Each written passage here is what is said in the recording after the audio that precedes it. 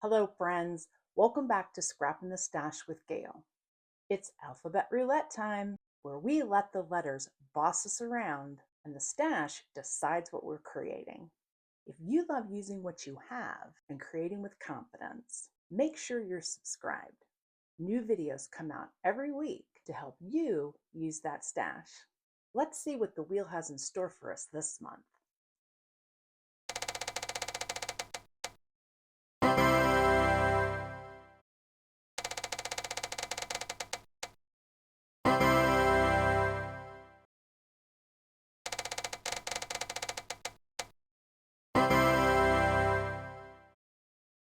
Okay, so these letters got a little bossy this month, but we're going to handle it. So we started off with L, and in my stash list, L represents labels, large letters, or lace. Now, I did look for lace, but I must be out of lace because I didn't find any. So we aren't going to include lace, and I probably will take that off of my list of supplies. It's ever growing and ever changing. We all know that. But when I saw the large letters, I knew that I wanted to use this love story scrapbooking workshop from Stamping Up because it has these extra large letters here for a title. So we're going to be working on this layout today.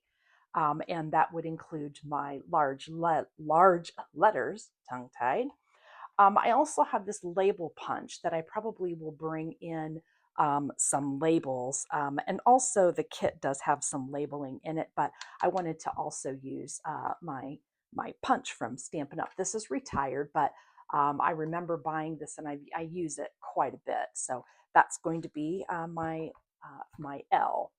And then the I in my stash includes inking, which is really nice because inking is something that I love to do. We used that in last month's Method Madness Friday, ink blending and such. So I did pull out my daubers, daubers that I use. You can get these on Amazon. And then I picked out 3 colors to go with this kit. Some, I think most of them are retired, but I honestly don't really know. This is positively pink. I thought that would go really nicely. Real red, I believe, is still available. And then rose red. I mean, obviously, these are very old Stamping Up pads, but mine still work, so I am still going to use them. So that is representing my I for inking. Also in my list of supplies for I are index tabs, which there are actually index tabs within the kit, so I'll be using it from the kit. Also, an icon punch or paper. Well, we can't get any more icon than the heart. And so this love story paper has the icons, which we'll be using that for today's layout, as well as all the heart icons. Now I also have this close to my heart, or goodness, Creative Memories double size icon punch in the heart shape. I bought, these are some of the first things that I bought when I started scrapbooking 20 plus years ago, and they still work great. I still use them on occasion. What I do like about the Creative Memories double punch like this is that you can punch one in one color and another, the larger one in another color, and then mat them. Also, you can also, with these 2 punches, cut an outline of a heart, which I may demonstrate. So there's my I. And then the last letter that we have is represented is letter E. Now, the list for E in my stash is 8 by 8 or 8.5 by 11 paper, which I really didn't need more paper than this. Although I know I do have some heart paper in that size, so I may or may not pull it in. We'll see. But then eyelets and embossing. As soon as I saw embossing, I remembered these really cute embossing folders that I have. Look at this really cute cascade of hearts. So I thought maybe the mats for my photos, I might do some of that. And then also maybe emboss some of the icons that I punch out. I also have this little one. These are both from Sizzix. It's just embosses a heart shape with the outline with this itty bitty heart here in the middle.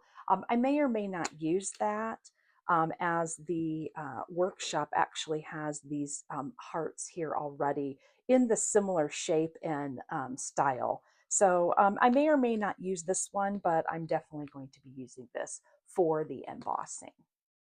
So I have all of my pieces from the kit cut and cut out or punched out from the kit. And then I wanted to show you the papers that are here. This is what's left over. These are considered scraps. They won't be used for anything else in the kit. I mean, that's a totally another page right there. So you can get so much more out of these kits than 3 layouts. And then these 2 papers I'll be bringing in later. They are used for photo mats. They do give you measurements on what size to cut these, but I tend to use different sized photos for my layouts. So I wait until I bring my photos in to use these to cut them down to fit the pictures that I'm using. Now, once you have all of your pieces cut and put together, the instructions also show you a picture of their interpretation of the left page, and then also give you assembly instructions as well as a diagram. All of your pieces are numbered, and so it tells you exactly where to put what piece. And then it does the same thing then for the right side of the page. Gives you the assembly instructions with all of the icons or the numbers and letters. It also tells you how far to space it down from the top or sides or from each other. Now, obviously, depending on what size photos you use, that's left to interpretation. But if you're following these directions exactly, your page should turn out looking just like this, minus obviously the photos would be yours. Okay, now I've just thrown this down. None of this is stuck together. It's all literally just placed and put on here. But look at this layout already. I mean, I haven't added anything to it. I've only cut the papers and punched out the project pieces and laid them out with my pictures to try to see where I want my pictures laying. And I'm not really 100% on where I want all of these yet, but at the same time, this right here could be done. I mean, that is a great layout just with that. But there's also this sticker sheet. Like this sticker right here goes up here yet, and there is like a tie and a bow that goes here yet. And there's some wordy bit stickers over here, and then of course the journaling added. I mean, this is going to be like really nice. It's already pretty this way. So still have to add my labels and my embossing and all of my inking that I plan to do yet. So I'm going to work a little bit more with this layout and then come back and show you what I've done with my alphabet. So I wanted to show you, I went ahead and ran all of these plain hearts from the kit through this embossing sleeve. But aren't those cute? I just think that those are just really, really sweet. And then that inspired me to go ahead and cut out some of these heart icons from my punch, that Creative Memories punch that I showed you. So these are the smaller hearts here. And then you can see that I embossed the smaller ones. And then this is what happens when you cut the small one first and then cut the outline with the bigger heart shape. And I just love a good outline of an icon like that. It looks really great on the page. So I'm looking forward to using all of these pieces on my layout. One of the things I had planned on doing with these embossed hearts is doing a little ink blending on them. So this is a silicone mat, and you can get them anywhere, but this is a Stampin' Up! One. What I'm going to do is just take just a little bit of ink and very, very lightly just touch those raised areas from the embossing on this heart just to bring them out just a little bit. Now, obviously you can swipe, I'm just tapping here, but you can see how those hearts are becoming more and more prominent. You can do multiple colors, you can do ombre. I actually like to get it just a little bit on the flat surface as well so that it's not just so stark, but look how pretty that ends up being. Look at my fingers, how crazy. But I just think that just turns out so stinking cute. I just love it. And it's very easy, very, very easy technique to do. One more thing I'm going to do with this inking also is I am going to go around with the real red, just around the edges of this embossed heart, just to make it pop off the page a little more against this pink that I've got on here. Now look, that is so cute. I just love the way that looks. I'm also going to do a little bit of dazzle to this heart here, and I think I'm just going to ink around the edges as well, just again to give it some prominence off of this page. I do ink blend, ink the edges of my papers, which I have done on this layout already. You don't notice it too much because I did do it in the pink and red, but it definitely gives it definition. And also, most paper is obviously white to start, and so then it is painted on and has that white core to it. And so when you cut it, that white core shows. And so when you ink the edges, at least the edges, and not come side like this, but just on the edges, it does cover that white line up a little bit better, camouflages it, and then it's very subtle, but it's noticeable sometimes, especially if you use darker colors or brighter colors like I tend to do. And anytime you need to get into a divot like this, if you bend it, don't fold it, just bend it a little bit and just touch it lightly, you'll get that same effect. So you don't have to do much, but you can get down in there a lot easier if you bend the paper. So yeah, I think that looks a lot better.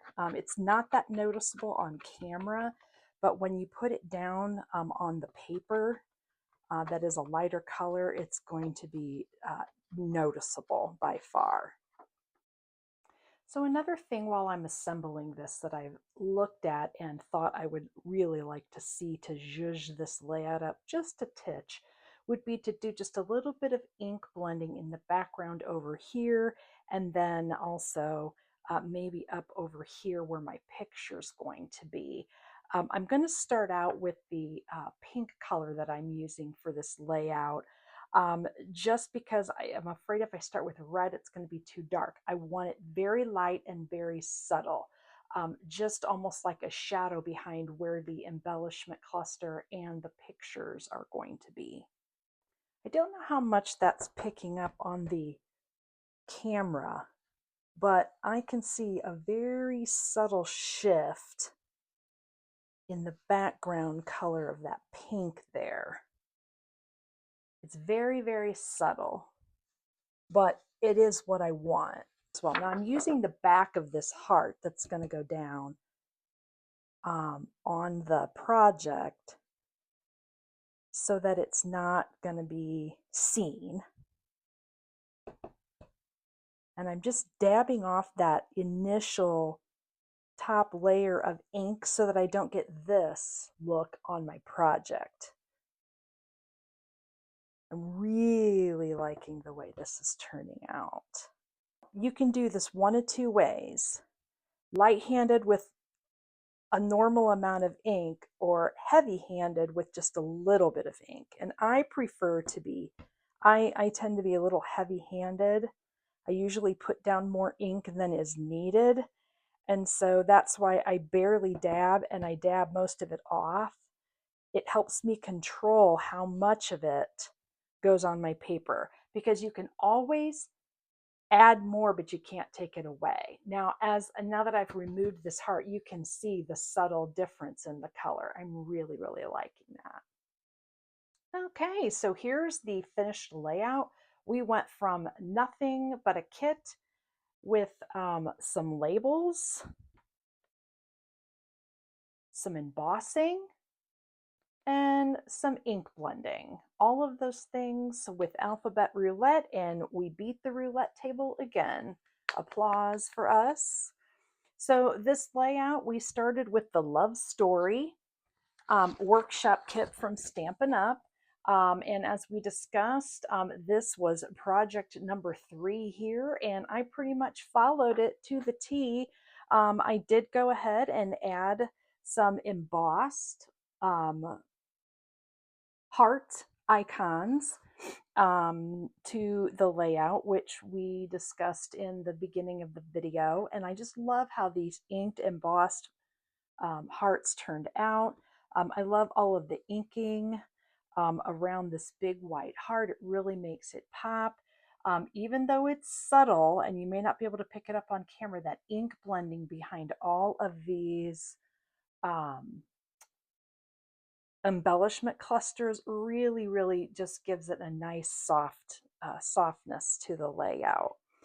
And then on this page, showing you that I did end up matting all of these photos, and I inked the edges of the photos themselves, and it just gives it just that extra little line of color around all the photos before that light pink matte, and I really like the way that turned out. And then look at the embossing on this printed paper here. Is that really not neat? The white core is kind of showing through. Now you can sand that too to get that paper to come off. I didn't want to do that for this layout, but it is something that you can try. Again, this little cluster down here with the labels just really turned out really, really nice. And let me tell you, this scrapbooking workshop kits from Stampin' Up, they make your life so easy. I mean, this took me no time at all. And with doing playing Alphabet Roulette, it really helped me dial down into my stash and figure out what I was going to use from it without trying to think about every little trick of the trade that I have. I just focused and was able to turn this layout out in no time. So I really hope that you enjoyed this video. Please subscribe and like. It really helps me grow my channel. Thanks for always for watching and joining me in my craft room.